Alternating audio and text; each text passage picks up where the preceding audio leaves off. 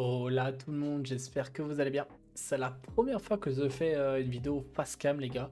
Donc désolé si je bafouille un petit peu mais je trouvais que c'était important de faire cette vidéo, vous allez voir après de quoi on va parler. Mais avant que la vidéo commence, on va tirer au sort du coup le gagnant du pack chasseur.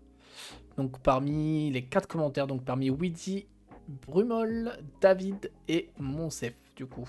Donc on va regarder ça tout de suite, je vérifie, tac tac tac, hop, pas de doublon. Confirmé. Donc voilà, parti, attention, qui va remporter le petit pack chasseur tout fait prier sur Tilesia, c'est mon save du coup. Donc bien joué à toi Pocos, n'hésite pas à me DM sur Discord pour récupérer ton pack chasseur sur Tilesia et on fera tout ça. Allez, c'est parti, la vidéo commence, let's go. Donc je tenais à faire cette vidéo parce que je trouvais ça intéressant de la faire, à chaud on va dire. Parce qu'Ankama vient de tweet en fait un devlog d'une grosse mise à jour les gars qui va arriver. Et en tant que joueur Team Sadida, et vous qui regardez potentiellement les vidéos, donc qui suivez les aventures Team Sadis, ça vous concerne aussi, enfin ça nous concerne tous. Donc on va regarder ça pour ceux qui savent pas de quoi je parle les gars. Tout simplement, je vous parle de... Attendez, il faut que je retrouve peut-être le tweet techniquement. Voilà, de ça les gars. Donc on va cliquer dessus et on va regarder ça ensemble. Donc, qu'est-ce que ça veut dire cette fameuse mise à jour les gars? Tout simplement, on va voir un petit peu en détail, mais pour vous la faire en gros, Ankama, ils ont réfléchi à pas mal de problématiques qu'il y a du jeu depuis très longtemps, la surgénération de ressources, d'XP, etc. Ankama ont décidé en fait tout simplement de retirer les idoles. Oui, de retirer les idoles, ça veut dire de supprimer les idoles du jeu. Et on va voir un petit peu tout ça ensemble, qu'est-ce qu'ils vont faire, etc.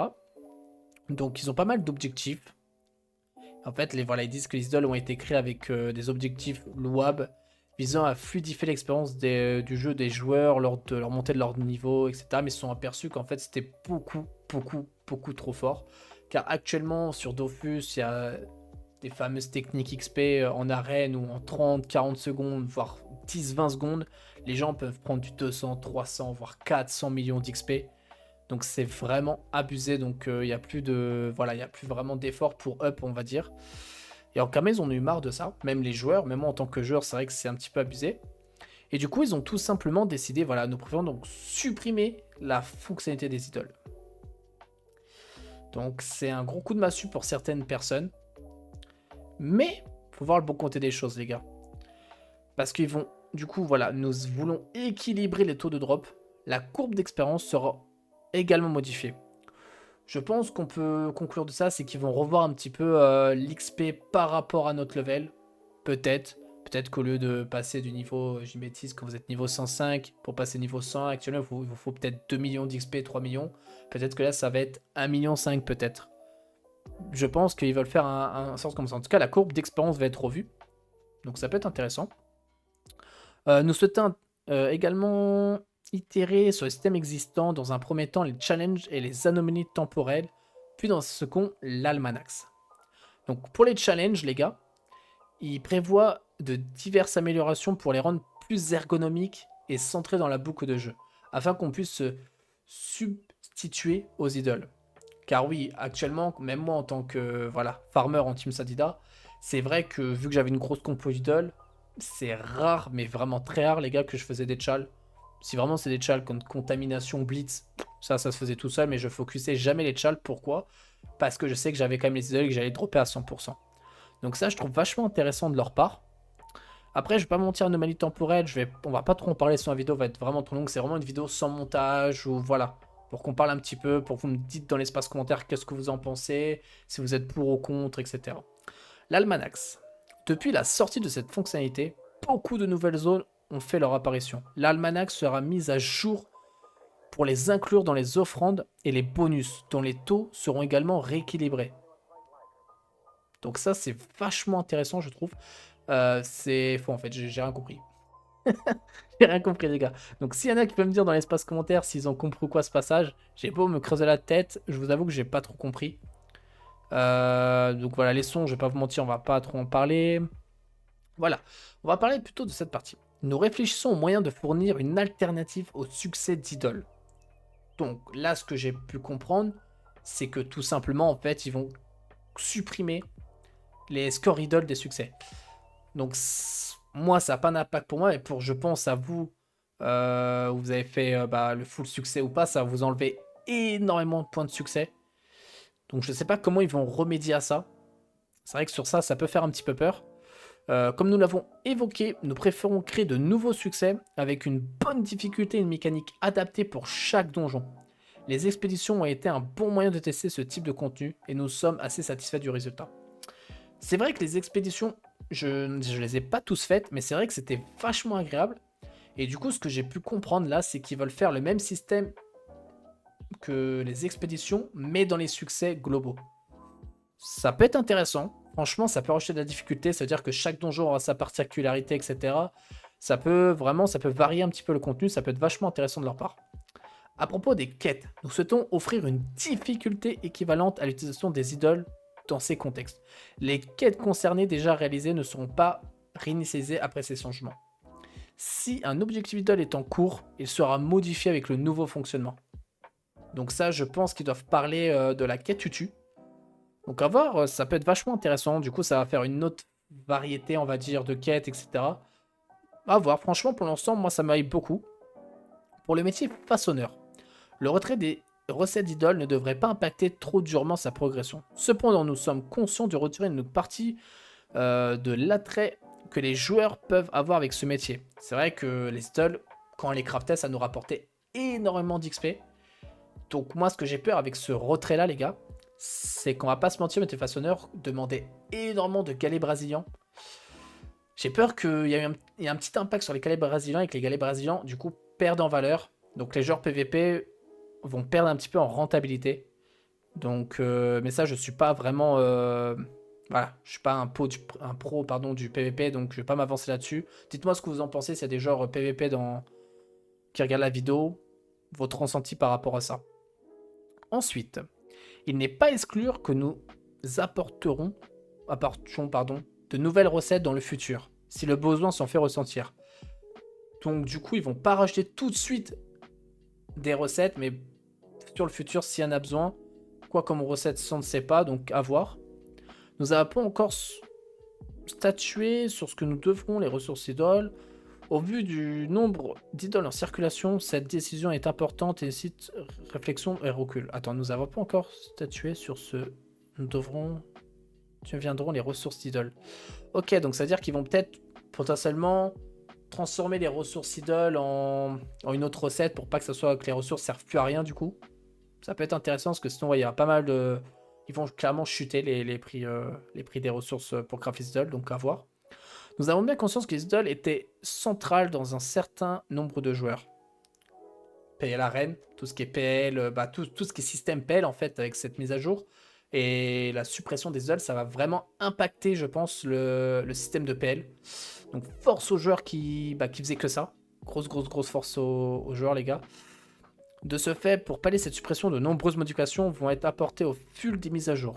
Voici nos prévisions, cependant...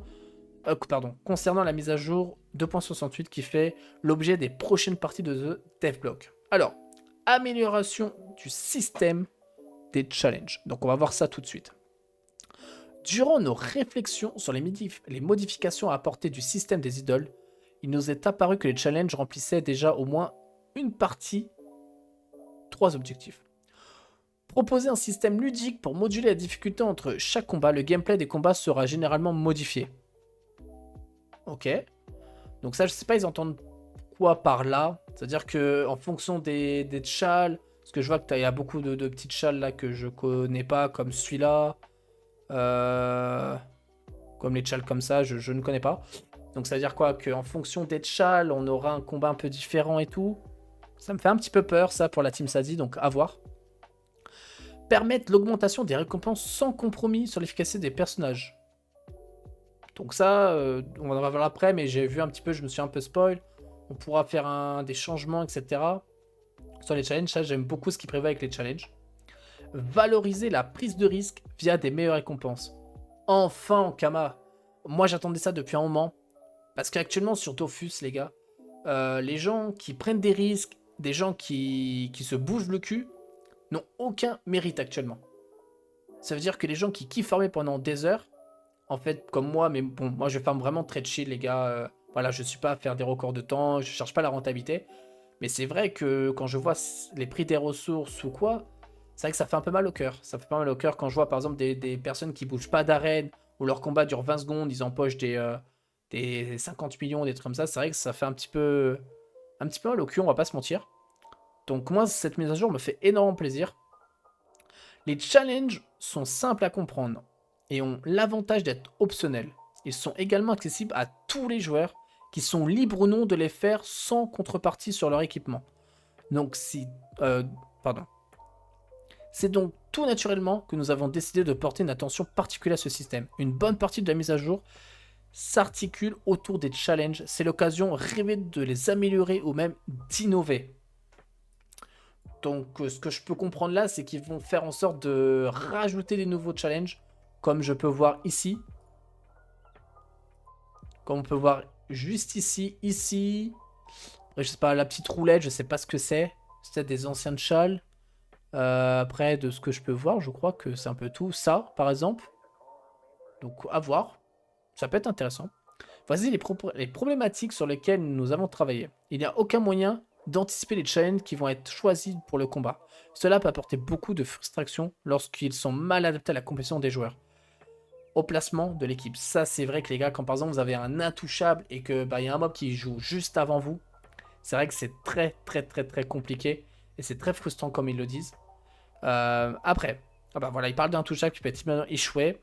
Certaines challenges apparaissent sur des contextes peu adaptés aux joueurs, comme pour Feu les idoles. Réussir un challenge permet de cumuler un bonus d'expérience. Cela peut donc certains cas augmenter la génération passive des ressources. Les bonus apportés des challenges sont pour certains très déséquilibrés par rapport à leurs difficultés. C'est vrai que sur ça, ils ont pas tort. En premier lieu, nous avons parlé de l'amélioration principale que nous allons apporter à la fonctionnalité et qui permet de résoudre beaucoup de problèmes situés ci-dessous. Il sera désormais possible, pour qui le souhaite, de choisir son et ses challenges pendant la phase de préparation, les gars. Je sais pas un petit peu là si vous vous rendez compte.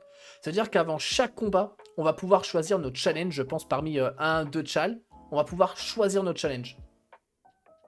Donc je sais pas, là les gars, c'est vraiment... c'est incroyable ce qu'ils ont fait là. De pouvoir choisir ses chals avant le combat, d'avoir une phase de préparation. Franchement, c'est vraiment intéressant. Si un joueur ne souhaite pas faire de choix, le fonctionnement actuel est conservé. Il suffit simplement que l'équipe soit prête et lancer le combat. Ainsi, les challenges sont choisis aléatoirement. Donc si vous en foutez, vous mettez prêt avec toute votre team, hop.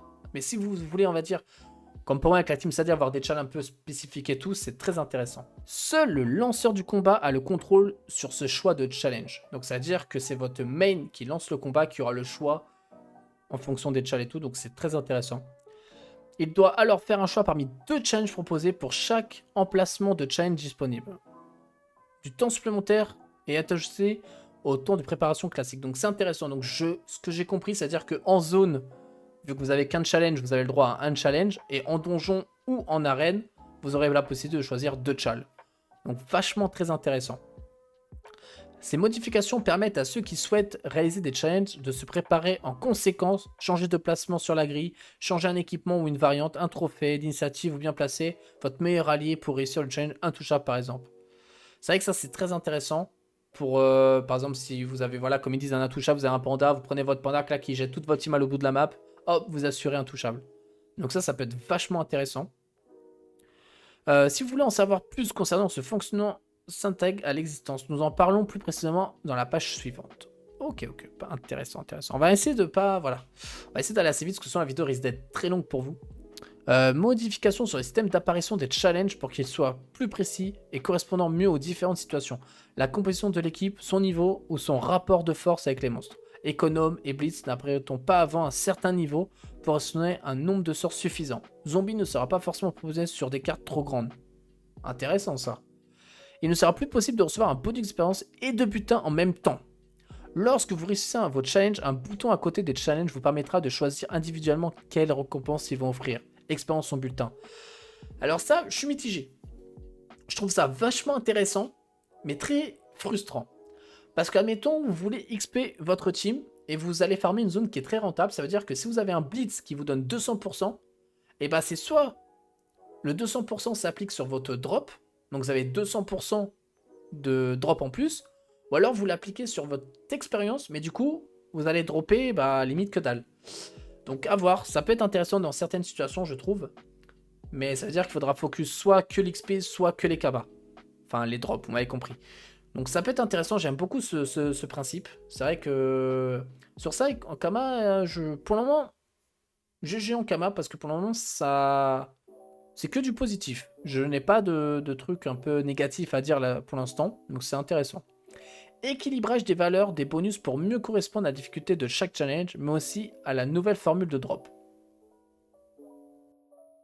Équilibrage des valeurs, des bonus pour mieux comprendre la difficulté de chaque challenge, mais aussi à la nouvelle formule de drop.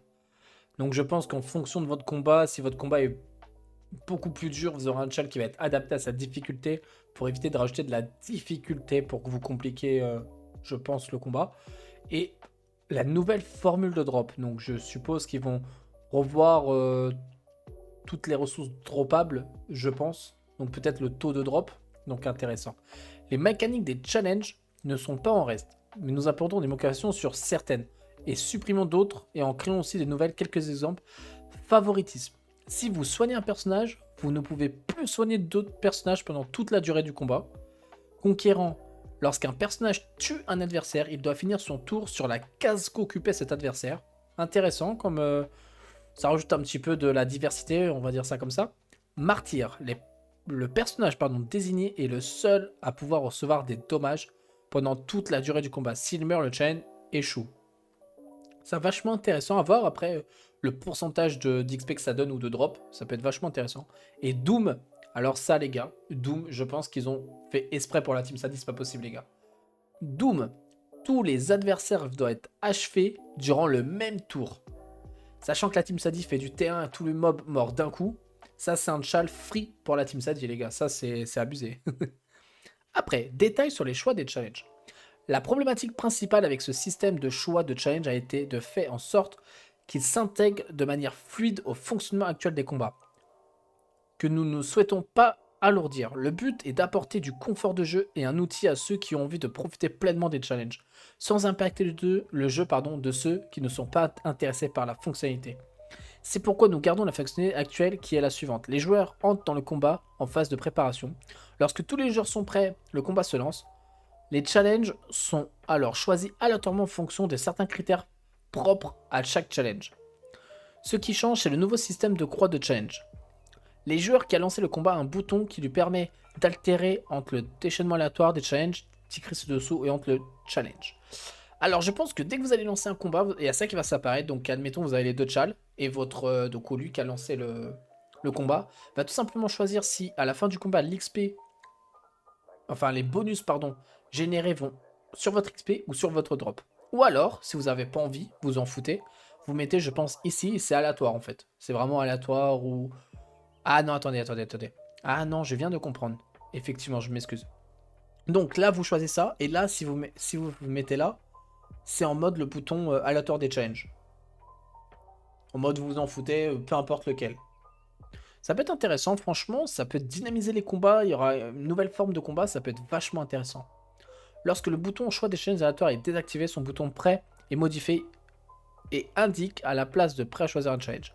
Lorsqu'il clique sur ce bouton, cela pour effet de déverrouiller définitivement le combat à d'autres joueurs. Plus aucune personne ne peut rejoindre le combat, mais les joueurs ne sont pas encore en phase de préparation. Techniquement, nous avons besoin de valider l'équipe des joueurs pour faire apparaître les challenges. Ok. Donc ça dépend, ok, ouais, c'est... Franchement, ils ont réfléchi, c'est intéressant. Le lanceur du combat ainsi que tous les joueurs du combat voient alors une fenêtre s'ouvrir à côté des challenges. Seul le lanceur du combat peut interagir avec cette fenêtre. Ok, donc comme je vous ai dit, ça va choisir un challenge. Donc là, soit celui-là, soit celui-là. Intéressant. Non, franchement, là, ils ont taffé sur un truc très très propre. Elle propose 2 challenges à l'équipe. Le lanceur peut choisir un seul parmi les deux. Les autres joueurs voient aussi le choix qui fait le lanceur. En direct, le lanceur doit répéter l'opération pour chaque emplacement de challenge disponible. Par exemple, 2 fois en donjon. Ok, intéressant. Seulement pour discuter avec l'équipe des préférences de chacun. Ok, donc ça, ouais, c'est à peu près, voilà. La formule de drop. Vous le savez peut-être déjà, nous avons modifié la formule de l'occasion de la mise à jour 2.64 dédiée aux anomalies temporelles. Nous permettent purement ok, donc je regarde. Ah voilà, les idoles du jeu sont rééquilibrés, le taux de drop et l'impact des modificateurs sur ce taux. Le souci majeur des taux de drop et de la formule actuelle, c'est que les écarts entre les taux de base et le taux atteignable sont aberrants. Hashtag GMK. Un taux de 1% de base, qui est donc un taux de drop rare, pour une ressource tous les 100 monstres tués en moyenne, peut vite monter à 60-50% lorsque les différents bonus qui s'appliquent à la formule sont combinés. Un joueur occasionnel n'a donc aucun intérêt à essayer de gagner cette ressource lui-même, là où des joueurs optimisés vont la générer en grande quantité. L'enjeu majeur est donc de réduire cet écart tout en permettant aux joueurs investis d'avoir un avantage. Donc là, ce que je comprends, c'est qu'ils veulent justement réduire ça et que il n'y a que, on va dire, les gens téméraires, les gens investis à faire les challenges, à par exemple faire une panneau PP, etc. pour revaloriser le drop rare, pardon. Donc ça veut dire potentiellement que les ressources vont augmenter, surtout les ressources rares vont augmenter en prix, parce qu'actuellement c'est vrai que les ressources rares ça fait peur, ça fait vraiment peur. J'ai pas l'impression d'avoir une ressource rare des fois. Des fois même la ressource rare coûte moins cher qu'une ressource basique, donc c'est vrai que sur ça c'est intéressant. Ensuite, ok, donc une piste que nous voudrons approfondir est de faire en sorte que le farming dans la tranche de niveau du personnage, 20 niveaux autour du niveau du personnage, soit valorisé. Entendre par valoriser un bonus sur le taux de drop de base si le joueur se rapproche du niveau du mob. Ça les gars, c'est peut-être anodin pour certains, moi je trouve ça vachement intéressant. Je pense qu'en Kama ce qu'ils essayent de faire, c'est éviter que les personnages se fassent PL ou alors qu'ils vont plus vite que la lumière. Je m'explique. Moi je le vois comme, t'es niveau 20, bah tu restes dans ta tranche de level, tu te fais pas PL. C'est-à-dire que tu auras beaucoup plus de chances de drop que par exemple une personne niveau 200 qui vient dans ta zone. Ça veut dire que tu vas avancer tout en farmant. Et tu auras beaucoup plus de chances de drop que quelqu'un d'autre. Donc je trouve vachement je trouve vachement intéressant ce qu'ils mettent en place.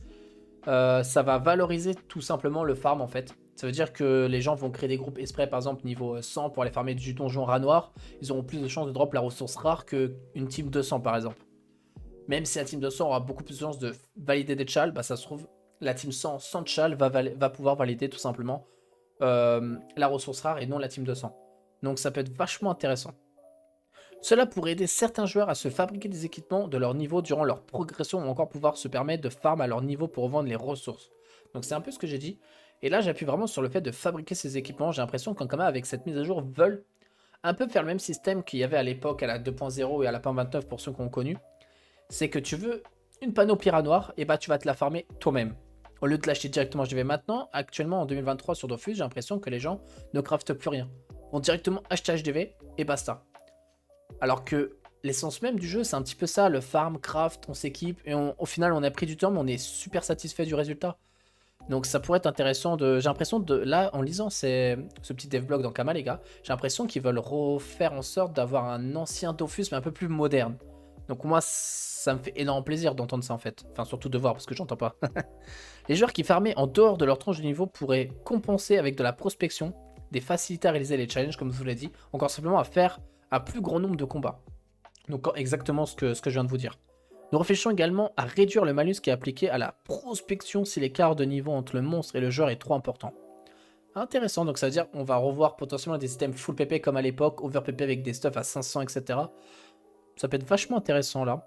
Bien sûr, si de telles modifications sont faites, cela pourrait s'accompagner d'un équilibrage à la hausse des taux de drop sur toutes les ressources obtenables sur des monstres. L'idée n'est absolument pas de revenir à une époque où le farm de ressources demandait des heures, voilà, et des trucs, voilà, donc comme à l'époque. C'est ce que je vous ai dit, en fait, ils veulent vraiment un peu mettre la nostalgie d'à l'époque, mais avec la modernité d'aujourd'hui. Donc ça veut dire que vous voulez votre panorama noir, bah, au lieu de farmer comme à l'époque pendant une semaine, bah là, il faudra peut-être farmer peut-être 2 heures pour avoir votre panorama noir. Donc c'est intéressant. Là, on va s'attaquer à un point un peu plus sensible, les gars. Les ressources des succès. C'est aussi l'occasion de revoir la quantité de ressources données dans les succès actuellement. Les succès fournissent une quantité non négligeable de ressources de jeu. Surtout lors d'un lancement de nouveaux serveurs ou encore à la sortie d'une nouvelle extension. Les succès ont désormais une place importante dans le jeu, nous sommes conscients. L'idée qu'il guide et aide la progression est une bonne chose, mais les récompenses associées semblent avoir un impact trop marqué sur l'économie du jeu. Ça en Kama, ça fait des années qu'on vous dit que la surgénération de succès, avec tout ce qui va être team succès, ou même des teams basiques, c'est abusé. Vous faites un donjon en full succès, vous avez une team de 8 les gars, vous générez plus de 200 ressources du boss. C'est énorme. Merde, on en était où? Là. On était là. Mais les récompenses associées semblent avoir un ordre du jeu, notamment les ressources du gardien. C'est pourquoi nous souhaitons réduire, voire supprimer les ressources obtenues via les succès de donjons afin de les revaloriser. Franchement, bravo Ankama. C'est tout ce qu'on demandait. Les succès, ça détruit Dofus. Donc là, si on enlève tout simplement les ressources, comme vous pouvez voir là, du coup on va enlever ça. C'est-à-dire qu'il n'y aura plus de surgénération, donc les ressources de boss vont valoir beaucoup plus cher. Parce que, je prends un exemple des broderies du Nilesa. Une broderie, c'est genre 2000 kama. Les gars, allô, c'est un donjon Frigost 3. Enfin, voilà, c'est un petit peu abusé. Donc là, je pense que ça va être vachement intéressant. Mon avis sur ça, il y en a dans les peut-être qui vont dire direct là quand j'ai dit ça, oh putain les teams succès vont être mortes. Je ne pense pas. Je m'explique. Parce qu'une team succès, actuellement, pour ceux qui suivent un petit peu l'actualité de Dofus, il y a beaucoup de teams run Free Ghost. C'est-à-dire qu'ils font 4 Kra, ils font tous les donjons de Free Ghost sur les mêmes comptes, ça veut dire qu'ils ne débloquent pas les ressources. Par contre, ce qu'ils débloquent, c'est les Kamakash. Je pense que maintenant, les teams succès, ça va plus être des runs comme ça, où vous focussez des donjons intéressants en termes de Kamakash. Et en fait, vous allez surtout focus les Kamakash des succès. Peut-être que la mode des... On va dire, comment ça s'appelle, des teams Dofus, on va dire ça comme ça, où vous allez farmer les Dofus, va être intéressant. Parce que qui dit nerf d'idole, les gars, dit que par exemple, je prends l'exemple du Paragon, va être beaucoup plus dur à obtenir. Donc potentiellement une rose des prix du Vulbis, qui ferait, je pense, du bien au Vulbis. Parce qu'un Vulbis à 40 millions, c'est vrai, bon, RIP, pour tous ceux qui ont connu le Vulbis à 1 milliard de Kama, c'est vrai que ça fait, il y a une hausse, vous voyez. Mais bon, intéressant. Les anomalies. Les anomalies, je vais pas en parler parce que c'est quelque chose que je ne fais pas. De toute façon, dans la description de la vidéo, les gars, il y aura le lien vers tout simplement le devblog si ça vous intéresse. La conclusion. Nous avons bien conscience que cette mise à jour va apporter des profonds changements quant à la dynamique et l'économie des serveurs, mais aussi à votre manière d'appréhender le jeu et votre montée de niveau. Néanmoins, les effets de ces changements vont sûrement mettre du temps à se faire ressentir. La surgénération de ressources que le jeu a subi durant ces dernières années va mettre du temps à s'estomper. Ça, ils ont raison. C'est pas parce que la mise à jour va sortir par exemple demain que ça y est, une semaine après, on va voir la différence. Non, ça va mettre plusieurs mois, voire peut-être une année. Je vais vous donner un petit peu mon ressenti. Les côtés positifs et les côtés négatifs. Déjà, côté positif, les gars, c'est que je suis très content de cette mise à jour. Vous allez me dire, oui, mais tu as un petit sadie, tu vas être impacté. Eh ben non, détrompez-vous. Parce que là, en Kama, ce qu'ils veulent faire, c'est réduire la surgénération de ressources, ça on est bien d'accord. Donc, impacter les idoles. Sauf que la team Sadie, en termes de temps farm, c'est une des meilleures teams. Moi, je trouve que c'est une des meilleures teams. Parce que faire un groupe de 8 mobs, par exemple, je vais prendre l'exemple à Martegel, un groupe de 8 mobs, avec idole, c'est du T1 et c'est à peu près du 2 minutes. Moi, je trouve ça vachement intéressant. Ça veut dire que là, sachant qu'il n'y aura plus d'idole, donc ça va être moins impactant, on va dire. Donc ça va juste, peut-être les combats vont durer 1 minute 30 et tout. Donc on enchaîne, même sans idole, mais on focus les challenges, comme ils ont dit, les nouveaux challenges. Les ressources vont quand même tomber. Certes, en moins grosse quantité, mais qui dit moins grosse quantité dit que potentiellement les prix vont rehausser. Donc au lieu de vendre une ressource à 2000 kara, peut-être que la ressource va monter à 10 000. Donc finalement, ça va être plus avantageux d'en dropper moins, mais que ça soit plus cher. Après, le côté positif, peut-être que, vu qu'il n'y aura plus, on va dire, d'idoles, donc pour XP, il n'y aura plus de PL, peut-être que la mode de farmer des donjons en arène va revenir. Pour ceux qui ont connu à l'époque, quand on voulait XP, on allait farmer le Ben, on capturait le Ben au boss, hop, on le retapait en arène en faisant un double chal, etc. Peut-être que cette mode-là, va revenir. Donc c'est vrai que ça m'aille beaucoup. Si je peux me permettre pour vous donner des petits conseils, les petits beaux gosses, vous pouvez... Il y a plusieurs façons, on va dire, de se faire des kamas actuellement, en pré-chante cette mise à jour. De 1, vous pouvez par exemple enchaîner les teams succès à gogo, là, le temps que la mise à jour, on va dire, arrive. Mais vous focussez que les ressources qui peuvent avoir de la valeur. Bien sûr, il faut se gérer, mais pas forcément le Vortex, Cthulhu, Dantinea, Meno, tous les donjons de Frigost 3. Par exemple, potentiellement les donjons de Dimension, les donjons Elocalypse.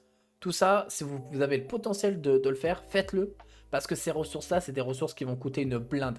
Parce que je pense pas que tu as des gens qui vont s'amuser à farmer le Cthulhu en boucle pour avoir les ailes de Cthulhu. Donc faites des stocks. Pareil pour le farm, les gars. Faites des stocks de ressources parce que les ressources, ils vont vite partir. Ils vont très très très vite partir. Il y a des gens qui ont déjà des gros stocks, qui ont prévu ça. Aujourd'hui, pour vous dire, on est quoi? On est le 15 mai, c'est le jour de mon anniversaire en plus. Tout à l'heure, on a eu l'annonce du coup de ce petit devlog. Je vais pas vous mentir, je vais essayer de retrouver un petit moment, je vais vous le mettre. Mais on a vu des Yosh magistraux pardon, à du 20 000 kamas, 50 000 kamas. Alors juste que le craft, il y en a pour 800 000 les gars. Ah, faites pas cette erreur là. Réfléchissez intelligemment. Montez des teams succès. Ou faites tout simplement du gros farm, préparez des grosses captures. Comme ça, dès que la mise à jour va être annoncée, et bah vous retapez toutes vos captures pour générer un maximum de ressources. En tout cas, voilà, c'est une vidéo beaucoup blabla. J'aimerais beaucoup votre avis dans l'espace commentaire. Je sais qu'aujourd'hui, on en a beaucoup parlé. On a fait un gros débat sur Twitch par rapport à ça. Donc, n'hésite pas à venir sur Twitch, me donner aussi ton avis, qu'est-ce que t'en penses et tout. Là, on va être en plein dedans. Donc, demain, je vais lancer un petit stream. Donc, quand la vidéo va sortir, on va être samedi, je pense. Donc, lundi, je vais lancer un petit stream. On va parler de tout ça, voilà. Puis voilà. En tout cas, moi, j'espère que cette vidéo vous aura plu. Désolé, je suis pas encore à l'aise. Voilà, face cam, etc. Je bégaye beaucoup. J'espère que j'ai été clair sur certains points. N'hésitez pas à me le dire dans l'espace commentaire. La vidéo, elle aura pas beaucoup de montage. C'est la première fois que je vais faire ce type de vidéo. Réagir à chaud sur un devlog. Parce que c'est quelque chose là qui nous intéresse tous, je pense. Ça a un impact pour certains joueurs. Certains joueurs, je sais, qu'ils vont être très contents de l'arrivée de cette mise à jour. D'autres, pas du tout. Sur le live, il y en a qui étaient pas du tout contents, qui étaient très même frustrés, qui pensent limite arrêter le jeu, etc. Donc dites-moi ce que vous en pensez dans l'espace commentaire. Et moi, les gars, bah, je vous dis merci à vous. N'hésite pas à lâcher ton petit follow, à lâcher ton petit commentaire. Et moi, je vous dis de gros bisous, les gars. C'était le meilleur show de YouTube. Ciao, ciao tout le monde.